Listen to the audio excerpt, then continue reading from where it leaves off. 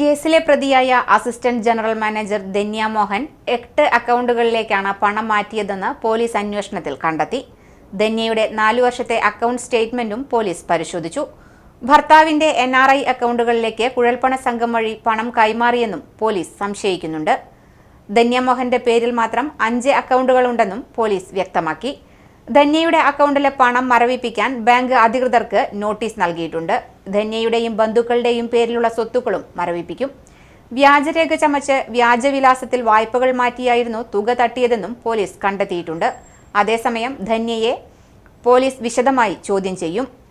പ്രാഥമിക ചോദ്യം ചെയ്യൽ പൂർത്തിയാക്കി കോടതിയിൽ ഹാജരാക്കും. തട്ടിയെടുത്ത പണം എങ്ങനെ ചെലവഴിച്ചു എന്നാണ് അന്വേഷണ സംഘം തേടുന്ന ഉത്തരം.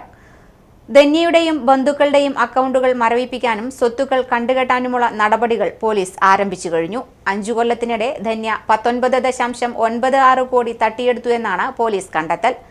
ധന്യ കീഴടങ്ങിയെങ്കിലും കൂട്ടുപ്രതികളായ ഭർത്താവ് ഉൾപ്പെടെയുള്ള ബന്ധുക്കൾ ഇപ്പോഴും ഒളിവിലാണ്.